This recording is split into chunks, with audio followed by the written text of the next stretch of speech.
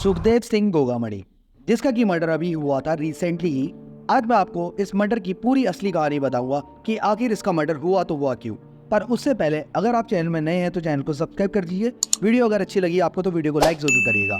पहले मैं आपको बताता हूँ कि सुखदेव सिंह गोगामणि थे कौन। तो सुखदेव सिंह एक इंडियन सोशल वर्कर था जो कि करणी सेना का प्रेसिडेंट और चीफ भी था। करणी सेना एक राजपूतों की सेना है जिसे श्री राजपूत करणी सेना भी कहते हैं। ये एक राजस्थान की ऑर्गेनाइजेशन है जो कि 23 सितंबर 2006 में एस्टेब्लिश हुई थी। ये एक रिलीजियस ऑर्गेनाइजेशन है जिसका मेन मोटिव राजपूतों के लिए कास्ट बेसिस पर रिजर्वेशन लागू करना, गवर्नमेंट जॉब और एजुकेशन फील्ड में, और साथ ही साथ राजपूत राजाओं की जो नेगेटिव फिगर है हमारी टेक्स्ट बुक में उन्हें हटाना और ज़्यादा से ज़्यादा राजपूतों को इलेक्शन में खड़ा करना। तो इसी ऑर्गेनाइजेशन का प्रेसिडेंट था सुखदेव सिंह। सुखदेव सिंह गोगामणि की मौत की जिम्मेदारी लॉरेंस बिश्नोई की गैंग ने अपने ऊपर ली है। सुखदेव सिंह का मर्डर करने के लिए लॉरेंस बिश्नोई की टीम द्वारा हायर किए गए दो शूटर थे, रोहित राठौर और नितिन फौजी। इन दोनों के बारे में मैं आपको बताऊंगा अभी आगे, पर पहले हम इसके पीछे की बात जानते हैं कि इन दोनों ने सुखदेव सिंह का मर्डर किया तो किया कैसे। इस पूरे मर्डर को समझने के लिए पहले हमें आनंद पाल को जानना जरूरी है।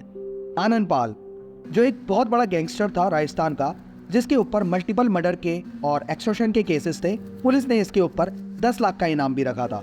साल 2017 में पुलिस और एटीएस की टीम ने आनंद पाल को एनकाउंटर में मार गिराया। पुलिस पर आरोप लगा था कि यह एनकाउंटर फेक था, इसलिए राजस्थान में करीब 15 दिन तक धरना प्रदर्शन हुआ। धरना प्रदर्शन करने वालों में से सुखदेव सिंह गोगामणि भी शामिल था। कहा जाता था कि राजपूत होने के कारण आनंद पाल के समर्थन में उतरा था सुखदेव सिंह, पर सुखदेव सिंह को यह पता नहीं था कि जिसके खिलाफ वो प्रोटेस्ट कर रहा है वो लोग इसकी जान के पीछे ही लग जाएंगे। अब मैं आपको इसके पीछे की पूरी साजिश बताता हूँ। तो लॉरेंस बिश्नोई की गैंग में बहुत से शूटर्स हैं और बहुत से सप्लायर भी हैं जो गन्स और बाकी सारे इंस्ट्रूमेंट की सप्लाई करते हैं। इनकी गैंग में जो भी गन यूज होती थी वो काफ़ी महंगी होती थी।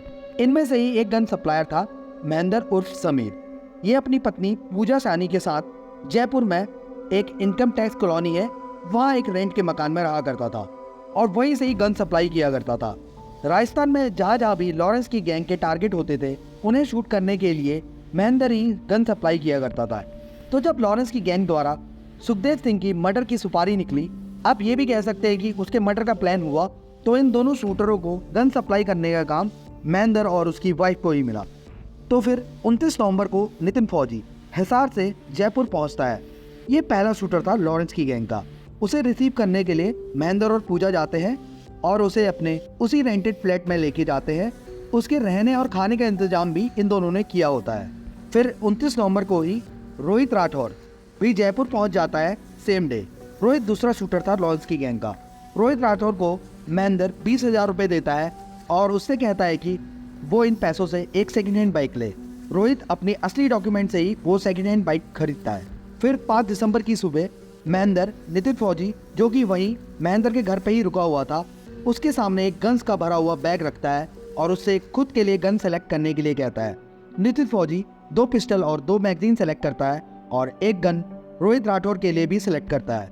इसी दौरान महेंद्र उसे 50-50 हज़ार की 2 गड्डियाँ भी देता है, जिसमें कि एक उसके लिए थी और दूसरी रोहित राठौर के लिए।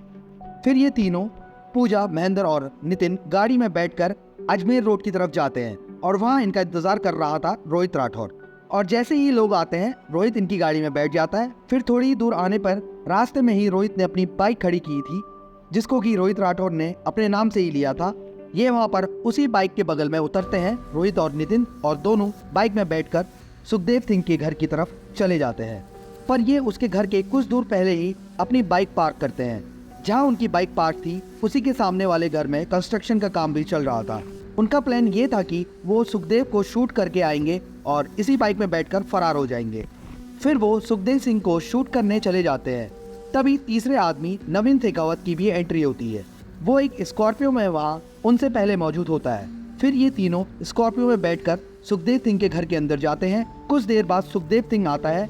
ये 10 मिनट उससे बातें करते हैं और जैसे ही इन दोनों को मौका मिलता है ये सुखदेव सिंह के ऊपर बैक टू बैक 25 बार फायर करते हैं। Sukhdev Singh on the spot ही अपना दम तोड़ देता है, पर ये उसके साथ आए नवीन को भी मार देते हैं, जिसके साथ ये दोनों शूटर गाड़ी में बैठ के आए थे। हालांकि नवीन खुद लॉरेंस बिश्नोई की गैंग में ही पिछले 4-5 सालों से काम कर रहा था और उसने सुखदेव सिंह के मर्डर की प्लानिंग में भी हेल्प की थी। नवीन शेखावत की भी मैं आपको पूरी स्टोरी बताऊंगा, पर आप इतना समझिए कि नवीन की रोहित गोदारा और वीरेंद्र, जो कि लॉरेंस की गैंग में काम करते थे, इन दोनों से इसकी काफी बार बहस हो चुकी थी। नवीन इन दोनों से रुपयों की डिमांड कर रहा था और धमकी दे चुका था कि अगर उसे पैसे नहीं दिए तो वो इन दोनों के बारे में पुलिस को बता देगा। तो बेसिकली ये तीनों एक ही गैंग में थे, पर आपसी रंजिश में नवीन को भी मरवा दिया गया। अब लौटते हैं उस पुरानी कहानी पर। फिर जब रोहित राठौर और नितिन फौजी सुखदेव सिंह और नवीन शेखावत को शूट करके लौटते हैं तो देखते हैं कि उनकी बाइक वहाँ है ही नहीं जहाँ उन लोगों ने पार्क की थी। तो हड़बड़ी में वो गन पॉइंट पे एक शख्स की स्कूटी लूटते हैं और वहाँ से भाग निकलते हैं। एक्चुअल में ये हुआ था कि जिस घर के बाहर उन दोनों ने अपनी बाइक पार्क की थी, वहाँ जो कंस्ट्रक्शन का काम चल रहा था, उसके एक लेबर ने सामान ले जाने में इजी हो ये सोचकर बाइक दूसरी तरफ पार्क कर दिया था। लेकिन ये दोनों इतने हड़बड़ी में थे कि इन दोनों ने दूसरी तरफ देखा ही नहीं। हालांकि उसके बाद फिर ये दोनों पकड़े भी जाते हैं, पर अब पुलिस के सामने ये सवाल था कि आखिर ये दोनों रुके कहाँ थे। तो मर्डर के 24 घंटे के अंदर पुलिस को एक इनपुट मिलता है कि इन दोनों में से एक आदमी, जिसका नाम नितिन फौजी है, ये रुका था इनकम टैक्स कॉलोनी में। पर जिसने पुलिस को ये टिप दी, उस आदमी को ये मालूम ही नहीं था कि नितिन फौजी कौन से फ्लैट में रुका था। तो पुलिस करीब 28 घंटों तक पूरी सोसाइटी की तलाशी लेती है और आखिरकार पुलिस की मुलाकात पूजा से होती है, जो महेंद्र की वाइफ थी। पुलिस उसके घर की पूरी तलाशी लेती है, पर कुछ नहीं मिलता। महेंद्र भी उस वक्त घर में मौजूद नहीं था। फिर जाते जाते पुलिस पूजा का फोन चेक करती है और उस फोन को देखते ही पुलिस पूजा को गिरफ्तार कर लेती है, क्योंकि उस फोन में बहुत सारे हथियारों की फोटोज और वीडियोस वगैरह होती है। महेंद्र उस वक्त हथियारों को किसी सुरक्षित जगह पर रखने घर से बाहर गया हुआ था, इसी वजह से वो बच गया और भाग निकला। बाकी रोहित राठौर, नितिन फौजी और पूजा साहनी पकड़े जाते हैं। तो ये थी सुखविंदर सिंह गोगामणि की पूरी मौत की साजिश। अगर आपको वीडियो अच्छी लगी हो तो वीडियो को लाइक ज़रूर करिए, हमारे चैनल को सब्सक्राइब कीजिए। मिलते हैं कल 9:30 बजे फिर से किसी नई स्टोरी में। Thank you for watching the video guys. Bye bye.